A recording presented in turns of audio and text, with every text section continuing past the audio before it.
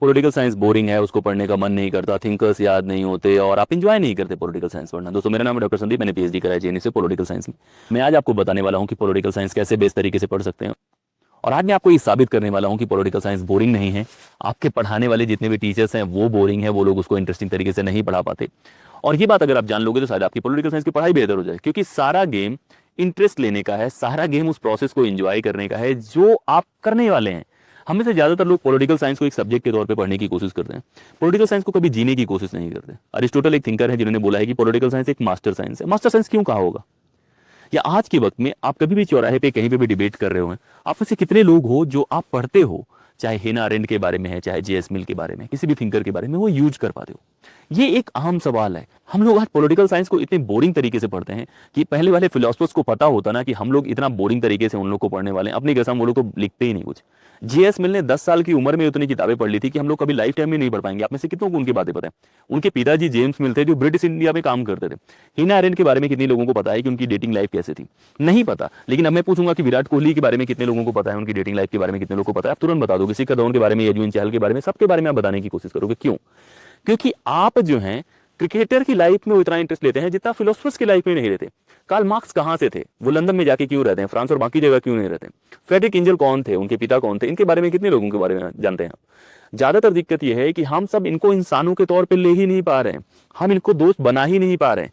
तो दोस्तों मैं आज आपको तरीके बताने वाला हूं कि कैसे इस बोरियत से बाहर आते हैं, पॉलिटिकल साइंस कैसे बेस्ट तरीके से पढ़ सकते हैं, और मैं कौन से तरीके बताने वाला हूं या मैं कौन से कोर्स लाने वाला हूं जिसके बाद आपका पॉलिटिकल साइंस का पूरा जो जर्नी है वो बदलने वाला है।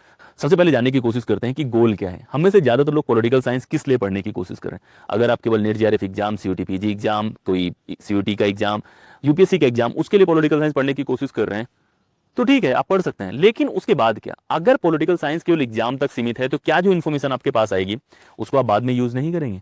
अगर आप ब्यूरोक्रेट बन जाएंगे तो यूज नहीं करेंगे। अगर आपका नेट जेआरएफ निकल जाता है, जेआरएफ करने के बाद क्या करोगे? पीएचडी करोगे तभी पैसे मिलेंगे, ऐसे नहीं मिलेंगे। तो पीएचडी नहीं यूज नहीं करोगे। तो अपना जो माइंडसेट है ना उसको बदलने की कोशिश करो। पॉलिटिकल साइंस अपने आप में एक स्टेज नहीं है, ये पूरा का पूरा एक लाइफ वर्ड है दोस्त। जो आप पढ़ने की कोशिश कर रहे हो वो बाद में भी काम आएगा, तो उसको केवल एग्जाम तक लिमिट मत करो, अपने गोल को बड़ा गोल करो। और आपका ब्रेन और हम ह्यूमंस बने हैं कि जब भी हम किसी काम को बड़ा बना के करते हैं ना कि बहुत इंपॉर्टेंट काम है और भी जगह काम आएगा, आपका ब्रेन अलग तरीके से रिस्पॉन्ड करता है। मैं नहीं कह रहा हूं, ये न्यूरो साइंस कहती है। कभी देखने की कोशिश करना कि जब भी आपको कोई बड़ा काम मिलता है कि आपके ऊपर कोई रिस्पॉन्सिबिलिटी है, आप ज्यादा बेहतर परफॉर्म करने की कोशिश करते हो, तो पहला है कि अपना गोल और माइंडसेट बदलने की कोशिश करो कि सिर्फ एग्जाम के बारे में नहीं है कि नेट जेआरएफ में टॉप कर जाऊं, वो कर जाऊं। ठीक है, वो एक अच्छी स्टेज है, सीयूटी पीजी टॉप कर जाऊं, सारी चीजें अच्छी स्टेज है, जेएनयू तक पहुंचने का बाकी जगह का रास्ता है। लेकिन उसके बाद क्या? तो पहला है अपना गोल चेंज करो, माइंडसेट चेंज करो। अब दूसरी बात आती है कि पॉलिटिकल साइंस को आप कैसे देखने की कोशिश करते हैं। अभी तक मैं ज्यादातर लोगों को देखता हूं, वो लोग क्या करते हैं, ब्लैंक पेजेस में फोटोकॉपी लेके पढ़ने की कोशिश करते हैं। यार जो एक वर्ड है ना, जो एक टेक्स्ट है, उसके पीछे एक कहानी है, एक किताब है, उसके पीछे एक कहानी है। आपकी दादी ने, माँ ने, बाकी लोगों ने आपको कहानियां सुनाई होंगी, बहुत सारी कहानियां आपको याद है। धुरंधर की कहानी है, इसकी कहानी, हर मूवी का प्लॉट, हर मूवी की कहानी, हर मूवी का डायलॉग सब याद रहता है। लेकिन थिंकर्स के 50 डायलॉग याद नहीं है, थिंकर्स की 20 बातें आपको याद नहीं। क्यों याद नहीं है? क्योंकि आप उनकी कहानियों पे फोकस नहीं करते। तो पहला है अपना गोल बदलना है, आपको जो माइंडसेट है उसको चेंज करना है। दूसरा है कहानियां याद करना है, आप कहानियां किस तरह की होंगी वो जानने की कोशिश करते हैं। तो जब भी हम फिलोसफी पढ़ने की कोशिश करते हैं, एक तो क्रोनोलॉजी है पूरा का पूरा फिलोसफी का। अगर आप वेस्टर्न पॉलिटिकल थॉट या थ्योरी पढ़ने की कोशिश करेंगे तो आप कैसे शुरू करेंगे पूरा का पूरा थेलीस से, जो पहले थिंकर्स हैं, फिर आप सोफिस्ट पे आते हैं, सोक्रेटिस पे आते हैं, प्लेटो पे आते हैं, अरिस्टोटल पे आते हैं, अगस्टाइन पे आते हैं, क्विनास पे आते हैं, मैकियावेली, फिर हॉब्स, लॉक, फिर Montesquieu, Voltaire, Rousseau, Immanuel Kant, इस तरह से आते जाते हैं। इस क्रोनोलॉजी को समझने की कोशिश करो। अगर आप भारत का इतिहास पढ़ते हैं तो इतिहास में आप कैसे जाते हैं, पुराने से लेकर नए तरीके से इंटर करने की कोशिश करते हैं। वैसे ही फिलोसफी का, पॉलिटिकल साइंस का एक इतिहास है, उस इतिहास को जानने की कोशिश करो, उस कहानी को जानने की कोशिश करो। एक तो है गोल जो है उससे बहुत सारी चीजें बदलने वाली हैं।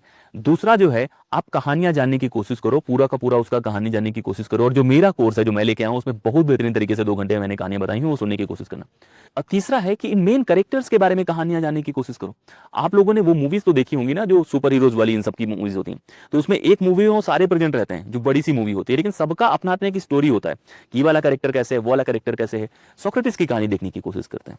एक इंसान जो ग्रीक में एथेंस की गलियों में घूम के लोगों को बेइज्जत करता है उनके नॉलेज के लिए, मतलब डायरेक्टली नहीं, कमांडर जा रहा है उससे पूछ लिया कि आप आर्मी को रूल करते हैं, कि आप आर्मी के हेड हैं, बोले हाँ हेड हैं, तो आप बहुत करेजियस काम करते होंगे, बोला हाँ करते हैं, तो बोला फिर बताओ कि साहस क्या है। इसी तरह कोई मंदिर का पुजारी है, कोई रिलीजियस इंसान है, वो गली में जा रहा है, उससे पूछ लिया कि दया क्या होती है।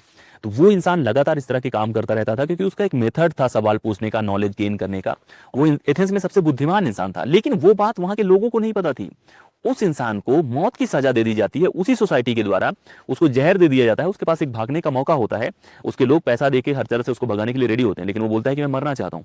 एक इंसान जो दर्शन के लिए अपनी जान दे सकता है, उस इंसान की कहानियां कितने लोगों को पता है। और जो उनकी पूरी की पूरी ड्रिथ है, वो आज के वक्त में या बाद में प्लेटो की फिलॉसफी को कैसे प्रभावित करता है। आपके कितने ऐसे टीचर्स हैं जो इस तरह की कहानियां आपको बताते हैं। प्लेटो की कहानी देखने की कोशिश करो, एक पहलवान इंसान इतनी बड़ी बड़ी फिलॉसफी दे पाता है। अरिस्टोक्रेट था वो। अरिस्टोटल की कहानियां देखने की कोशिश करो, जो सिकंदर अलेक्जेंडर हम जानते हैं उसका गुरु होता है। सिकंदर को सिखाता भी है, फिर एक जगह जाता है पढ़ाने, वहां से ही भगा दिया जाता है। ये सारी चीजें होती हैं। आगे आने की कोशिश करो, हॉब्स की कहानी देखो, स्पेन के लोग अटैक करते हैं, सिविल वॉर हो रहा होता है, उस दौर में वो इंसान किताब लिखने की कोशिश करता है। उसके बाद मार्क्स की कहानी देखने की कोशिश करो, उसका जेबर की कहानी देखने की कोशिश करो कि कैसे सुसाइड से डरखाइन प्रभावित होता है। मेरा कहने का मतलब है कि जो लोग हैं ना, ये कैरेक्टर्स हैं और ये आपकी लाइफ के इंपॉर्टेंट कैरेक्टर्स होने चाहिए। विराट कोहली ने शादी इटली में करी, ये हम सबको पता होगा, लेकिन इन लोगों के कैरेक्टर के बारे में कितनी चीजें हमें पता है कि किससे साथ ये जुड़े थे। सिमन डिबोर के बारे में बातें करें, द सेकंड सेक्स उनकी एक किताब है, सेकंड वेव फेमिनिज्म की जनक मानी जाती है।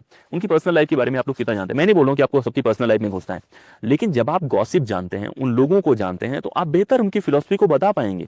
और यही तरीका है कि आप में से ज्यादातर लोगों ने इसको बोरिंग बना दिया। उसमें आपकी गलती नहीं, आपके फैकल्टीज की गलती है जो आपसे पैसे भी लेते हैं, आपको ढंग से पढ़ाते नहीं। तो पहला है आपको गोल चेंज करना है, दूसरा पूरी जो बड़े ब्रॉडर कहानी है वो आपको पता होना चाहिए, तीसरा इन लोगों की कहानियां पता होनी चाहिए, चौथा काम है कि किताबों के साथ कैसे दोस्ती करें। हम में से ज्यादातर लोग जब पॉलिटिकल साइंस पढ़ने की कोशिश करते हैं, सबसे मुश्किल काम होता है किताबें याद करना। मार्क्स ने लिखा है यार कम्युनिस्ट मैनिफेस्टो, दास कैपिटल किसने लिखा है, वेबर ने कौन सी किताब लिखी है, प्रोटेस्टेंट एथिक्स क्या है, इन सब चीजों के बारे में, किताबों के बारे में कंफ्यूज होते हैं। किताबों के बारे में ज्यादातर लोग कंफ्यूज इसलिए होते हैं क्योंकि वो कंपेयर कर रहे हैं। हर किताब की एक कहानी है, जैसे हर इंसान की एक कहानी, हर किताब की एक कहानी है। वो किताब क्यों लिखी गई पूछने की कोशिश करना। अगर आपको बैकग्राउंड चीजों की पता है, आप बहुत बेहतर याद कर पाएंगे। तो किताबों का बैकग्राउंड क्यों है, कम्युनिस्ट मैनिफेस्टो क्यों लिखी गई, फ्रेडरिक एंजल एक दोस्त बनता है कार्ल मार्क्स का, उसके बाद वो कंडीशंस देखते हैं, वो लोग लिखते हैं। ऑन लिबर्टी क्यों लिखी गई, जेएस मिल ने अगर ऑन लिबर्टी लिखने की कोशिश करी, उस दौर में क्या चलने की कोशिश कर रहा था। तो किताबों का भी एक इतिहास है। गांधी जी ने हिंद स्वराज कब लिखा, 1909 में वो कौन सी यात्रा कर रहे थे, लेकिन आप लोग को ये बातें नहीं पता होंगी। आपको पता होगा गांधी जी की ये सिद्धांत, रटो मत, उसके बियॉन्ड जाओ। और ये मैं अपने 10 12 साल 15 साल के एक्सपीरियंस से बताने की कोशिश कर रहा हूँ, जो तरीका मैं इस्तेमाल करता हूँ। मैंने 2 साल 3 साल से कोई पॉलिटिकल साइंस नहीं पढ़ा है, लेकिन मुझे आप ऑप्शन दोगे, मुझे पूछोगे, मैं ज़्यादातर चीज़ें बता दूंगा। इस वजह से नहीं कि मेरा ब्रेन सबसे बेस्ट है, इस वजह से क्योंकि मैं वो कहानियां इंजॉय करता हूँ, मैं उनकी बैकग्राउंड कहानियां जानने में इंटरेस्टेड रहता हूँ। तो उन कहानियों को जानने की कोशिश करो, एक बड़ी कहानी, एक राइटर्स की कहानी, एक किताबों की कहानी। उसके बाद बातें आती हैं डायलॉग की। धुरंधर में कौन सा डायलॉग कब है, डीडीएलजी में कौन सा डायलॉग है, सारी चीजें आपको याद रहती हैं। क्यों याद रहती हैं, आप बताने की कोशिश करो कि कैसे ये चीजें याद रहती हैं। अभी मैं आपसे जेएस मिल का कोई स्टेटमेंट पूछ लूंगा कि एक स्टेट इससे जाना जाता है कि वो अपने सिटीजन को कैसे ट्रीट करता है। अगर मैं कार्ल मार्क्स से एक लाइन धर्म के ऊपर पूछ लूंगा कि कैसे धर्म जो है अफीम है, उसके पहले क्या बातें हैं, उसके बारे में नहीं बता पाओगे। तो इन चीजों को आप क्यों नहीं कर पाते, क्योंकि उन लाइंस का आप यूज नहीं करते। हमें डायलॉग याद होते हैं क्योंकि हम उनका इस्तेमाल करते हैं। तो ना सिर्फ आपको कहानियां जाननी है, आपको इन डायलॉग्स को यूज भी करना है। आप कहीं भी डिबेट करने की कोशिश कर रहे हैं, पॉलिटिकल साइंस से आप पढ़ रहे हैं और उस डिबेट में आप पीछे हो जा रहे हैं, तो ये ना सिर्फ खतरनाक है बल्कि शर्मनाक है। अगर आप जेएस मिल को जानते हैं और लिबर्टी पे डिबेट हो रही है, जेएस मिल का आप आर्ग्यूमेंट यूज नहीं कर रहे हैं, ये बुरा है। अगर आप इकोनॉमी को समझते हैं और आप मार्क्सिज्म को समझते हैं, आप पॉवर्टी के ऊपर बात कर रहे हैं, एलिनेशन नहीं यूज कर पा रहे हैं, क्या खतरनाक बात है। अगर आप डेली मेट्रो में ट्रेवल करते हैं और मेट्रो में उदास चेहरों को जॉब में जाते हुए आते हुए देखते हैं, फिर आप ये पूछते नहीं कि ये क्या एलिनेटेड है कि नहीं है, मार्क्स का सिद्धांत है, यूज कर पाएंगे नहीं कर पाएंगे, आप खतरनाक है। आप मार्क्यूजियो का वन डायमेंशनल मैन का सिद्धांत जो है कि कैसे एडवांस जो सोसाइटीज होती हैं वहाँ इंसान केवल एक डायमेंशन में सोचता है, उसके बारे में यूज नहीं कर पा रहे हैं, तो ये बुरा है।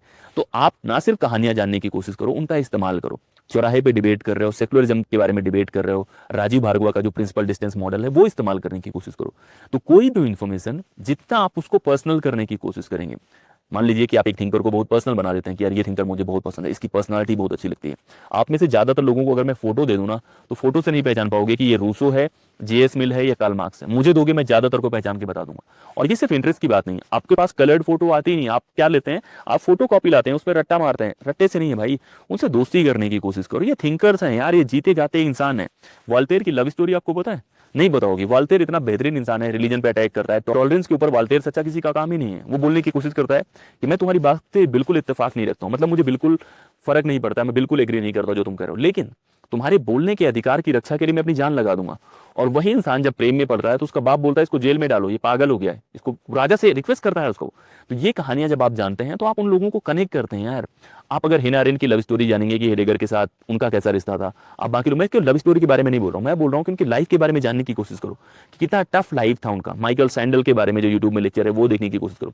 तो इन लोगों से दोस्ती करो, थिंकर्स को पढ़ो, फैक्ट्स को केवल रटने की कोशिश मत करो। हर इंफॉर्मेशन का एक रीजन है, हर इंफॉर्मेशन की एक कहानी है, और वो कहानी जानना बड़ा मुश्किल है, मतलब थोड़ा डिफिकल्ट होगा, लेकिन अगर वो कहानी आप जान जाएंगे आप कभी नहीं भूलेंगे। कोई फैक्ट आप आज याद करने की कोशिश कर रहे हैं, आपको पता होना चाहिए कि भारत का जो संविधान है उसमें आर्टिकल 1 क्यों है, आर्टिकल 1 में जो बातें हैं वो बाद में क्यों नहीं कह दी गई, पहले क्यों बताता है कि भारत क्या है।